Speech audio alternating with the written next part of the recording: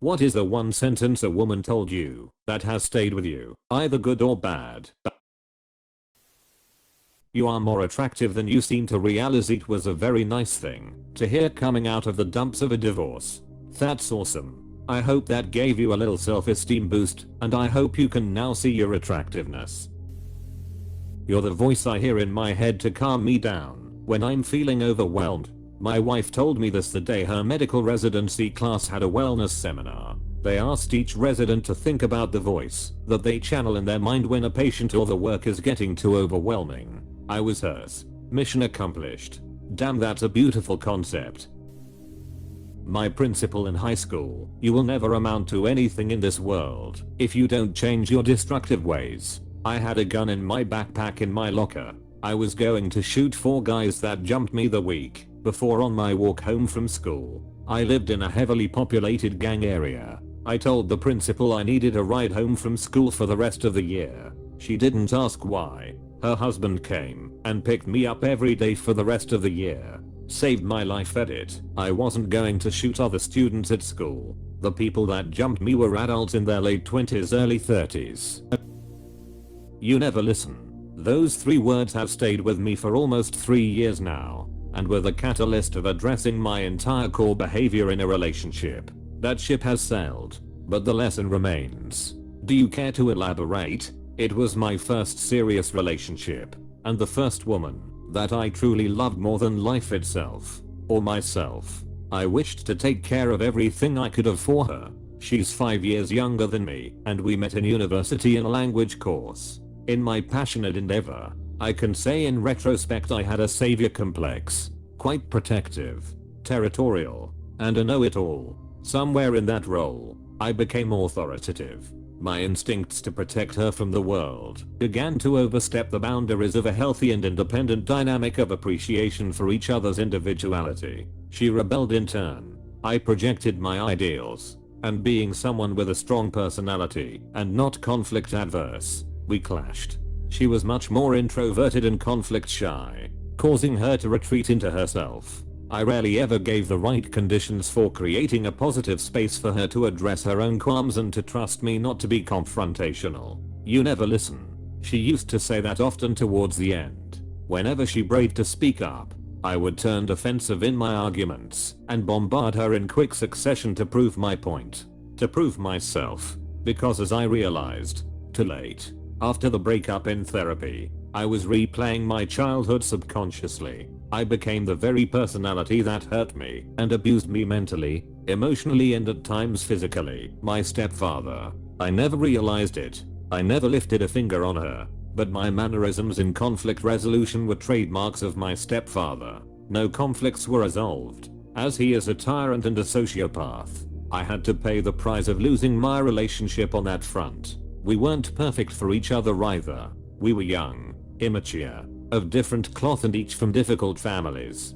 Fast forward to today. I'm deeply grateful for what I had. I still hurt, and I still have love for her, even after accepting the end. At least I've learned to listen to a partner and conquer my shadow self. TLDR, I emanated the personality traits of my abusive stepfather and unconsciously applied them in conflict out of a sense of self-preservation and disillusionment, thus choking out the voice and space of my partner. My case manager, when I was in rehab, told me she didn't think I had what it takes to stay sober. She was right initially. I relapsed within a month of getting out. Been sober over 10 years now though, and sometimes I wish I could find her to show her where I'm at now. Maybe she truly didn't have faith in me, or maybe she just recognized that I was someone who would hold on to that and want to prove her wrong. Edit. Just wanted to add that she was wonderful and I admired her a lot. In retrospect, I feel like her statement was somewhere between cautionary and pleading with me to get my ass together. I don't think it was meant to be damaging, and I have no hard feelings about it. Clarice, if you're out there, thank you for everything you did for me and MN in 2011 to 12. Congrats. I'm clean since 1992. It's a hard road. You have my admiration. You check boxes I didn't even know existed. An older woman I dated in my mid-20s. I realized then that I had it. Huge confidence boost with women and at work. What did you check boxed? Oops, meant boxes hahaha. A girl I was making out with on a business trip said you must have at least 5 girls chasing you back home. You're an amazing kisser. That felt nice. Also felt ironic, because I hadn't kissed a woman in like a year at the time. And exactly no women were chasing me back home. Men's happiness doesn't matter. It's their job to make women happy in life. My ex-wifey seems super kind, fun, and are very attractive. Not sure why you put up with someone who treats you like that when there are plenty of women who will treat you way better. Like you deserve the stranger at the bar who pretty much sealed the deal on my decision to divorce my now ex-wife. Haha. It's okay. You can cry, is what my girlfriend told me when I tried to keep it together. When I told her my best friend had committed suicide. Broke down in her arms. Cried for a good 40 minutes. I'm so sorry for your loss. My condolences. It is absolutely okay to cry. I hope you're still with your girlfriend. Was having health issues and I started to think I might have the big C. I broke down out of nowhere in front of my girlfriend, ugly crying, and asked her what the F am I going to do if this turns out to be serious. Woman didn't even hesitate. Whatever happens we get through it together. I'd never felt that level of straight up love and support before. It effing floored me. Still together. 10 years strong. And I would run through a effing brick wall for her. I'm fine too. Health wise. Just a scare.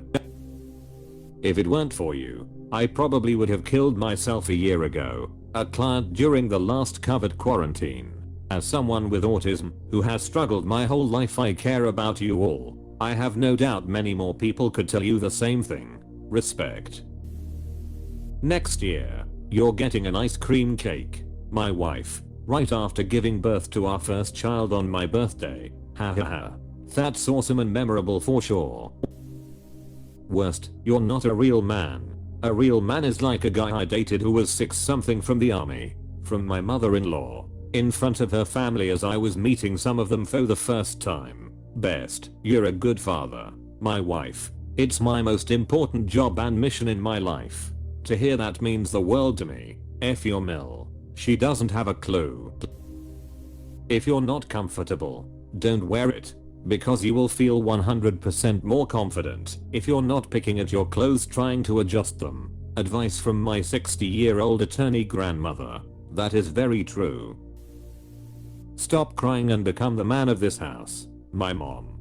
To 14-year-old me shortly after my dad passed away. You're the man of the house when it's convenient, but then you become a child when you take charge. I never wanted kids until I met you. No one I've ever been with had the capacity to actually be a good dad. But you do. My current girlfriend told me that. Feels really good because I'm terrified of becoming my father. Having her confidence means the world to me. I've said almost those same exact words to my boyfriend. I can say that decision is not made lightly. You should absolutely feel honored and proud. It means you're truly a good man. You run funny pretty girl I'm friends with that I saw at a 5k, saw myself playing deck hockey on video and can confirm. I run like Shrek chasing a donkey through the woods. Never ever watch yourself run, walk or listen to yourself speak. You have such an attractive face and a hot voice. If you just lose weight, you'd be a catch. You love everybody more than you love yourself. And you deserve better. Lead to me getting therapy, drinking and doing drugs less. Getting in shape, changing jobs and getting a substantial pay rise, and enjoying my life 1000x more. She's still with me and makes me want to be a better man every day. Hell yeah. I hope you keep her. Congrats on the job and pay raise. My ex to my daughter, 8 years old at the time, as I was standing right there. Well, it's up to daddy whether mommy and daddy get divorced. I have never wanted to cause physical harm to a woman before, but that at that moment I could have. She lost custody a few years later. Wow. I hope that isn't something your daughter also remembers. Some parents are so selfish to say and do things that could have a lasting effect on their kids. I don't like you, and we'll never be friends. My first crush, when I was 7 years old. Jokes on her. We became friends in 5th grade. Then went to different middle schools and never saw or contacted each other ever again. This is the room I feel safest in. A few female friends said this to me in college regarding my room in a fraternity where people would come to drink and hang out. There'd been situations where some of them would pass out in my bed and I'd tuck them in, put a bottle of water and Advil next to the bed, and go pass out on the couch at the end of the night. There were a few times through my years that girls said that about the house I was in and that's why they always came to our parties. I was so proud, especially my senior year, seeing the younglings carry that on. Stop looking for a companion. All you have to do is stop looking and a woman will come to you. Been single now for 9 years. Still waiting for that woman to randomly hit on me out of nowhere. The advice is incomplete. You gotta still meet women, make friends, chat with friends of friends. That advice on its own just won't work for an introvert unless they are getting out of their comfort zone regularly. Said about me, not to me, but basically a few feet away. At least he's not as creepy as Tim. Tim was just the guy whose former job I held at the time.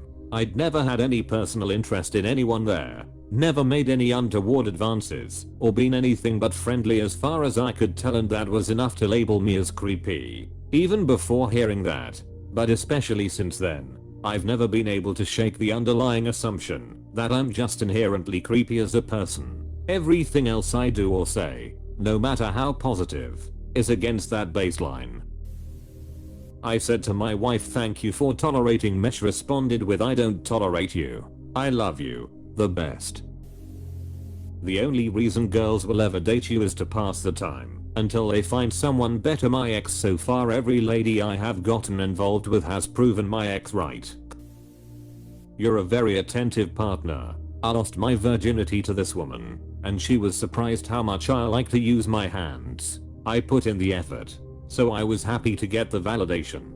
Awesome ego boost for sure.